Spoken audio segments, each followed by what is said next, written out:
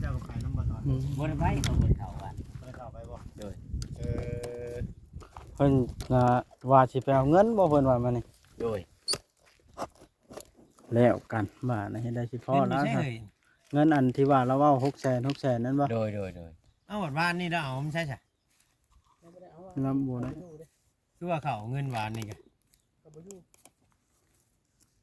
เพิ่นนอนอยู่ไสก็คืนนี่โดนอยู่เพื่อนนั้นเพื่อนเจ้านะโดยเจ้าอัดยังไงเนาะมันหลายคนเนาะโดยเฮ็ดได้เหรอต้องนอนนั่นแหละจำเป็นเลยจำเนาะเป็นเลยเนาะแม่นจำเป็นแต่มันก็เราก็ต้องเบิ้งเพื่อน้องได้ใช่เห็นได้ใช่พ่อใหญ่เราว่าคำมาอยู่นี่เนี่ยใดก็สิบ่มีผู้เลี้ยงกูโลดเราอ่ะผู้นี้มันเล่าเสียงเราว่าตลอดเราอ่ะทางในหมุดนะจะขาดเจ้ามาอยู่นี่เจ้าก็อาหารบ้านเดืออยู่บ่เราอ่ะก็บ่ได้อาละวาดบ่ได้นะฉันเราบ่กินเหล้ากันบ่เป็นหยังดอกเฮ็ดหน้าเป็นปีแล้วอย่าลืมกดติดตามเพื่อเป็นกำลังใจให้ผมด้วยนะครับทุกคนขอบคุณมากๆครับเจ้าก็ไปน้ำบ่ตอนบ่ได้ไปเขาบ่ได้เข้าบ้านไปเข้าไปบ่โดยเพิ่น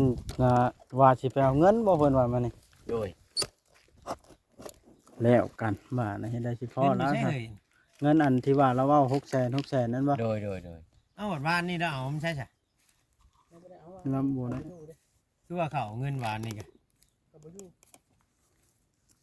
เพิ่นนอนอยู่ไสก็คืนนี่โดนอยู่เพื่อนนั้นเพื่อนเจ้านะโดยเจ้าอัดยังไงเนาะมันหลายคนเนาะโดยเฮ็ดได้เหรอ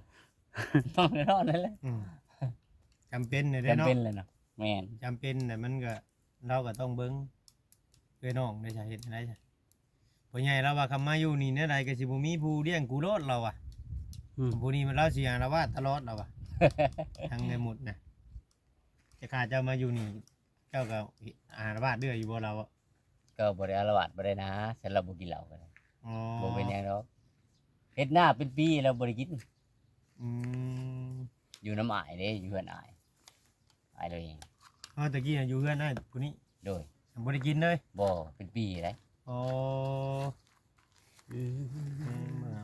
มาให้กินน้ำไม่เคยกินธรรมดาอยู่เนาะคืนนี้มานี่ก็เนาะบ่ได้กินบ่คืนบ่ได้กินบ่ได้กินอยู่อะไรเนาะบ้านนี่มันหมดทางอันเอื้อยแต่เราเอาเมื่อเราก็เมื่อคือเก่าเลยเนาะโอ้เมียเราเฮ็ดได้จะเอากันเลยกลัวเราเมื่อเราต้องเมื่อเลยเฮ็ดได้ยกพอตาบ่ให้อยู่เนาะเพิ่นงงนี่แหละเป็นนั่นเราจังเครียดแฮงเด้อเนาะเครียดนะเราเครียดเด้ผู้เฒ่าก็นี่แหละเครียดแต่ว่าเราหู้สึกผิดเด้เราว่าหู้สึกผิดอยู่จากพันลูกวานนี่นะหากแต่ละใจมันนี่อย่างให้เราอ่ะอยากหายดิแม่นเราว่าหู้สึกผิดพ่อนี่หู้สึกผิดแด้เราว่าอยากพันลูกนี่เราว่าแต่ว่าใจมันหักอย่างให้มันห้ามบ่ได้เราไปปั่นกินไปแล้วน้อยเฮ็ดได้เอาขอบคุณเลยไหมไปปั่นน้องปั่นอ้ายกินเด้อน่ะไปลงนะพี่ฮะลงมาพี่ลงเอ้ามันยังฉาบเพิ่นแสดงว่าเพิ่นมานั่งอยู่นี่ได้หรือพี่เห็นส่งเชือนแมนมานั่งไปปั่นกันเมื่อปั่นกันกินไปละไปเพิ่นมาแต่ชิโน่เพิ่นก็สิว่าบ่ขึ้นละบ่ขึ้นมาอยู่เท่านี้มันสิตกเนาะบ่แม่นสิตกนะเอาพยางมามุ่งอยู่นี่อยู่นี่แล้วเพิ่นมาแต่ตลาดแต่เพิ่นสิเอาพยางมามุ่งอยู่นี่โดยแสดงว่าพ่อจ้อยยังบ่เข้าใจอันพ่อเฒ่านะเราน่ะถ้าใจพ่อเฒ่านะเราว่าให้จุ๊มเฮานี่มาเอาพ่อจ้อยนี่ไปหาเราก่อนไปหาเราก่อนเนี่ยเราสิบอกนู่นนั่นนี่แกเราสิบอกบ่พังก็ชุดแล้วแต่บ้านนี่แล้วบ่เนาะแม่นแล้วบอกเรามานี่เขาก็ไปครอบแล้วคนนั้นเรื่องครอบแล้วเดี๋ยวนี้นะท่ามพ่อเฒ่าเจ้าน่ะแล้วย่านเจ้าย่างน้ำแต่พอดีบ่เลี้ยงเล้าเราแล้วว่าความจริงเลยนะแล้วว่าแบบเลี้ยงคือเราแล้วเนาะไม่ใหญ่ก็บ่เอาได้ว่าถามไม่ใหญ่กันเนาะบ่เอาได้ลูกตัวเองทางเป็นเนาะแบบนี้กันเนาะเดี๋ยวมันบัดที่ได้มันผิดนั่นมาเลยพลาดมาเลยแล้วก็เมื่อยน้ำเลยประตูไม่ตู้กันเนาะเมื่อกี้เราได้นี่ก็คอยนี่แล้วไปน้ำก็ไม่เท่านะแต่ละก็ได้ เราก็บ่ได้เมาเรื่อยๆดอกถึงเป็นปีนี่แหละจะกินเทื่อนึงนั่นน่ะเราน่ะก็ได้ มันบ่ได้ใดแล้วมีแต่ว่ามอบให้ทั้งเจ้ากับเมียเจ้าแล้วไปลงเบิ่งพอตาเนาะเอายอมแล้วได้ เจ้าเคยดมอยู่บ่ ลงเบิ่งกันว่า บ่เคยเด้ ไม่ว่าราสินั่นแหละก็ว่าสิอยู่พี่เธอพอตาถือผ้ามาพันเนี่ยอุ๊บข่อย โอ้ยเราบ่เฮ็ดบ่กายเฮ็ดดอก แล้วกังวลว่ายันลูกผู้ดีนะสิอุกใจล่ะพอดีเขา ย่านพิษกันเว้าง่ายๆซะเราย่านพิษกันมันเดือดร้อนโดดเข้ามาอยู่นี่แล้วเว้าสิ อย่าผิดกันเนาะกับลูกคน โดย แม่นอยู่ยังอยู่ไหมเราอะมาลนไปพุ่นเราอะนี่เขาก็เว่าตามเราเว่า อืม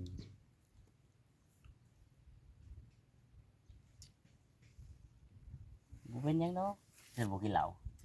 เรื่อยก็บ่หายดอก เนาะ โดย ช่างแล้วบ่เช้านี่ไว้ บ่ได้กินแต่ว่านี่เท่าไหร่ ช่างแล้วเนาะเช้า ช่ นี่ วง เนาะ ละช่วงยังไล่ไปอีกสิ ไป ร้อย อี อี ก ก มานี่รอบมาแต่ซิโน่นี่คอยว่าอยากร้อยโดด เนาะ แม่นแม่น ค่ำแล้วเรามาฮอด เออ จะกี่จะโมงแล้ว ว่าสิพากันไปเฮ็ดงานแล้วมื้อเช้านี่ถ้าเขามาได้เวียดถ้าหัวหน้ามาได้เวียดเขาติดต่องานให้แล้ว งานอยู่ใช่น่ะ อยู่ที่นู่นทางหลัก10อยู่บ้านนาคูนนี่นะ อ๋อ โนนนะคุณ โดยนู่นนาคูน อืม ใครที่ไปเห็นงาน งานยังอะน่ะ งานทานนี่แหละ อ๋อบริษัทเตาน้ำหันนั่นได้เฮ้ยอ่า ทางเล็กซิปอยู่ฟังอยู่พ่อ แม่นแม่น ยังใกล้นะครับ โร ไหว งงานเตาแล้ววะโรงงานเตาอยู่โรงงานเตาเราเลยอ๋อหางานหาเวียกให้เราเฮ็ดอันไหนเราจังสิบ่กิน โดย เราต้องเฮ็ดเวียกนั้นมันคำเราอยู่ชื่อเลยเราคิดเลยเราอยากกิน คอยหาให้แล้วกันนะถ้าได้หัวหน้ามาแต่เวียด เขาจะหับเมื่อบ่ เราไปเองแหละ อ๋อ เรา มันก็ดีได้อจ้ะมันก็ถึก ลูกเราก็สิไปลูกเรานะลูกสมุดนะ คุณน้อยเห็นบ่ โดย สิไปน้ำบัด แต่ว่าหัวหน้าโทรมาว่าบ่พามาบ่มีใครมาลัดเอา อ๋อ ไปฮอดที่นู่นเลยเพิ่นมาลัดเอาเด้หัวหน้า บัดนี้น่ะจะเอาลูกชายเราไปน้ โดย อืม ำเพิ่นอยากได้หลายคนบ่จังสิเอาลูกชาย หลายคนนั่นแหละ โอ้ เขาเคยไปเฮ็ดอยู่หั่นแล้วลูกแล้วนะ อ๋อลูกชายเราเคยไปแล้ว โดย มันก็ดีเลยเนาะเออ เฮ็ดอะไรที่อยู่น้ำกันบ่กินเหล้าบ่พิษกันเนาะ โดย ให้ลูกก็ได้กำกับ ลูกชายเราได้ โดย จอยนี่กำกับบ่ได้บ่ บ่ได้บ่ได้ ได้เลยคือข่อยเว้าเลยเว้าเล่าเลยสิย่านเนี่ย เนาะ เชิญเอากันแหละ บ่คำใจคือเจ้านี่คืออยู่คอยเบิ่งบ่จ้อยนี่บ่ใจ ใจคือเฮาเจ้า แต่เฮาบอกเราแท้ๆนี่ว่าให้เจ้าต้องใช้ไม้เด็ดกับเราโลดคำว่าเจ้ากินนี่ค่อยเห็นบาดนึงนี่ค่อยหนีป้าเจ้าโลดเบ้าแข็งๆใช่เราหั่นน่ะเราบัดฮอดบ่เว้า เว้าเลยได้คืนนี้ก็ได้ เว้าบ่ เว้าได้ เออ พอแล้วเว้าได้ข่อยบอกให้เราเว้า เจ้า เอ้ แนะ มาน ำ เลยมาเลย ให้มา มาดิ พ่อจ้อยมาแล้ว แม่น มาแต่สิโนเนาะ จังหน่อยแล้วก็ย่างมาพี่ได้บ่เราสิว่าเราสิมาอยู่พี่ บ่ได้เว้าที่แล้วเรียนสำรวจมันรู้เรียน สำรวจเบิ่งอยู่ฮัมมา บ่ บ่ ได้เว้าบ่ ไปเบิ่งอยู่ เมื่อเช้ามาแล้วคือสิบ่ได้เว้าแล้วบอกแล้วคอยซุ่มคอยกับช่างซ้อนแล้วคือให้ยาให้เปลี่ยน เอาเบิดควันแล้วคืนนี้ก็ได้ ให้เปลี่ยนให้แปลงเนาะ โดยให้เปลี่ยนนั่นแหละอยู่ก็อยู่บ่เป็นหยังดอก มันสิเข้าห่มแล้วนะ อยู่ไปเพิ่นก็บ่ขาดอกบ่เฮ็ดครับเพิ่นเว้าบ่ฮู้ชื่อแหละ พ่อแม่เนาะ พ่อแม่บ่ พ่อ เฮ็ด แม่ บ่ได้ ขาลูกบ่ได้ดอก บ่ได้ บ่มีไผดอกจะขาลูกขาเท่า มีแต่ว่าให้เขาอยู่ไปเรื่อยๆมีเงินมีหยังเลยก็ให้พอจอยนี่มาขอมาเฮ็ดที่นะขอธรรมดานี่แหละแม่นดอกสิแต่งเลยนะ มันอยู่ในหินในฟ้องว่า โดย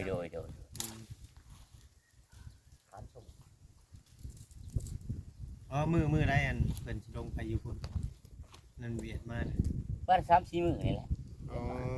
วิทย์กุฏิ วิทย์กุจีนนี่แหละกุจีนเวียดเด้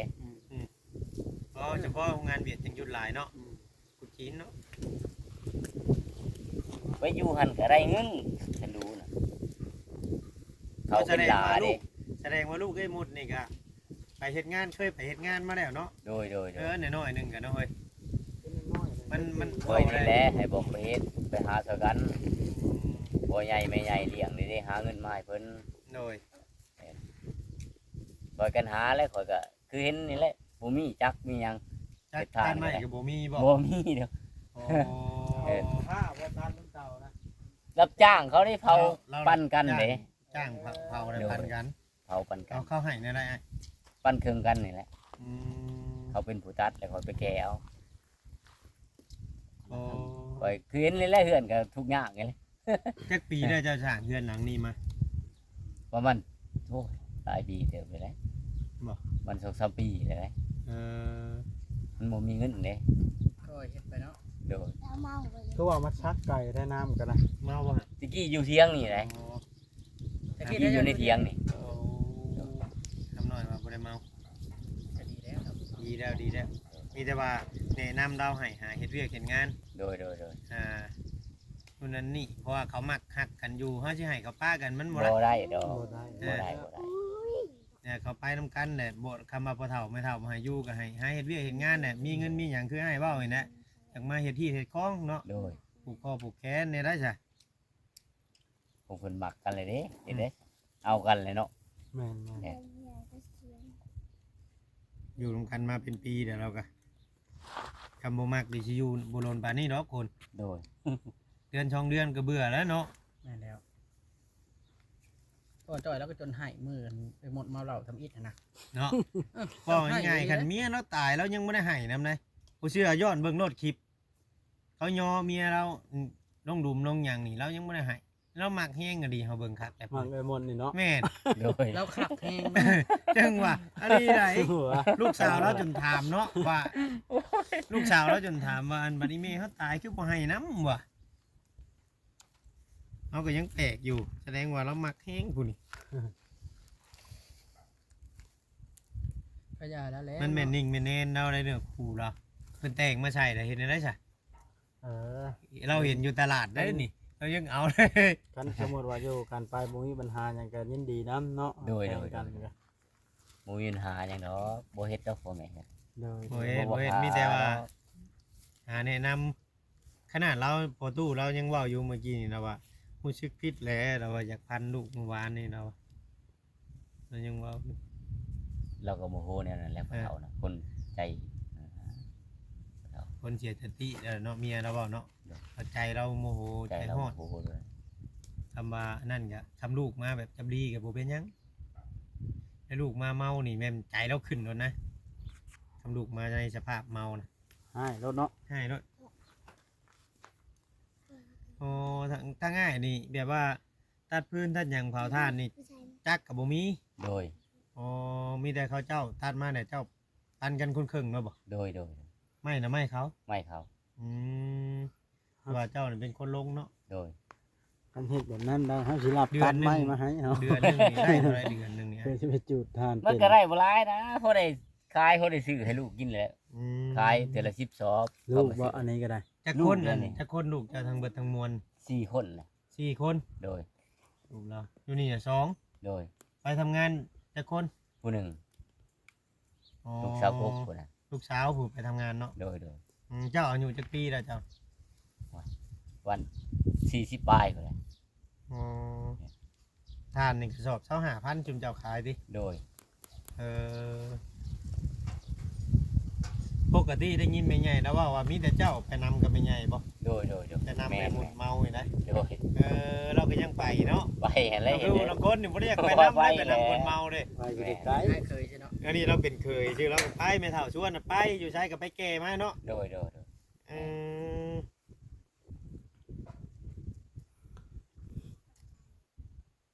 เป็นตาช่วยเพิ่มหมดอีกแบบนี้เนาะ แม่นเออ พอแล้ว เลี้ยงลูกดีเนาะ ทำมาหากินซอยเนาะ นั่นแล้ว เลี้ยงลูกก็สิใหญ่แต่ละคน โดย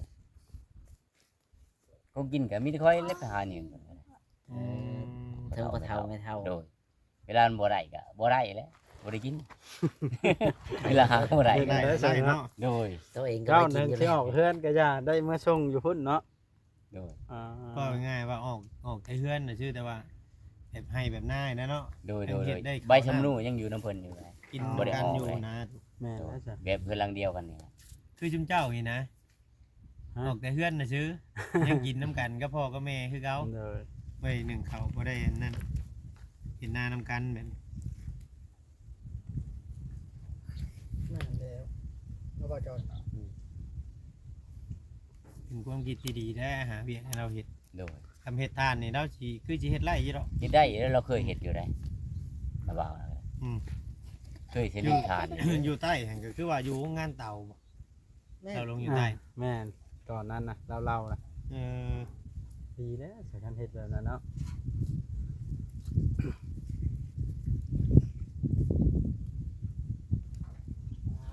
มาไว้เติบได้นี่ฮะเพิ่นน่ะ คือบอกไกลๆเด้อ เรา เนาะ ไปกลับไปรถกลับไปกลับมารถมันสิบ่ล้นถ้าเราบ่กินเนาะ โดย ถ้าเราบ่กินเหล้ามันสิบ่ล้นเด้ ทำเรากินเนาะสิย่างไปย่างมาบ่เห็นบ่เฮาอยู่ห้องเช่ามันย่างเที่ยวออกเที่ยวเข้านำหารค้า ไปหาเส้นแล้วอีกจะได้หยังก็ได้ ที่จริงนี่อยู่ร้านค้าอยู่ห้องเช่านี่บางเทื่อว่ามื้อนั้นน่ะเขาสิส่งคืนเดือนหนึงเงินน่ะบัดนี้น่ะเราเซ็นของเขาหลาย เขาเลยส่งคืน300,000เมื่อวาน เราพอเราอยู่หันก็มีได้ข้าวต้มเด้ข้างๆห้อง แม่นแม่น มีไร มี เคยสงสัยจิบอยู่หันแหละ เออแม่นอยู่แล้วพาไป แม่น กันย่างไปหันรถเห็นโอ้ยจำพอจังเมาตลอดเฮาว่าอยู่บังข้าวต้มรถก็มันถือมาจากอยู่คำเราได้กินหน่อยหนึงมันยังเป็นแล้ว จ้ เนาะ อยพระเจ้ามื้อนั้นน่ะมาให้ค่อยมา อย่าเว้านะ พี่แต่จะไปคุยกับเราแล้วคำว่านั่งกะเนาะคุยกับเราแหละทำไมให้เราคุยกับลูกเรากะว่าเราสิเมื่อหาเฮ็ดเวียกเฮ็ดงานอยู่สิก็บอกเราเลยว่าผู้ใหญ่เรานั่นกะ ว่าลูกเราอยากเว้าน้ำ โดย โทรมาบัดได้เว้าแต่น้ำเลยมดอ๋ออยากเว้าน้ำพอลูกผู้ใหญ่เราอยู่ที่นี่นะบ้านยังบ้านคงบ่ อยู่บางเราเผาทานนี่บ่แม่นบ่ใครเลยเราไปหน่อยหนึงแม่นบ่ บ่ลูกแต่แล้วนะ เราเผาทานอยู่ไกลกว่าบ่ อยู่บ้านเตาท่าน อยู่บางคงลูกเราน่ะเมืองคงจะโดนนี้ กระบวนเราไปเลยเนาะ แม่นบ่เนาะแถวเราไปเฮ็ดงานเตาน่ะเนาะ โดย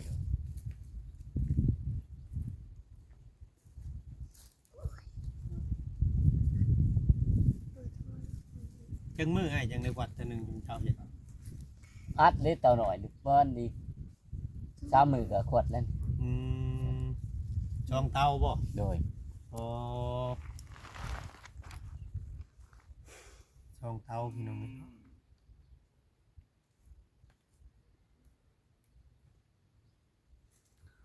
ไปชนะเฮาก็ได้ คุยกับเราเนาะ แม่นไปฉันละให้แล้วนะไปบอกพ่อจ้อยนะมาพี่เอาใจเราโทร เออ ได้บ่ โดยโดย โดยให้เล่นไปค่อยกับครับแหละไปน้องเลยนี่แต่ว่าคลิปนี้สิได้จบคลิปซัมนี้สก่อนเด้อเพราะว่า เตานี่เป็นมาอยู่นี่ ผมขอเจาะพอเพิ่นเอาไปอันนั้นน้ำเอาโอเคบาดนี้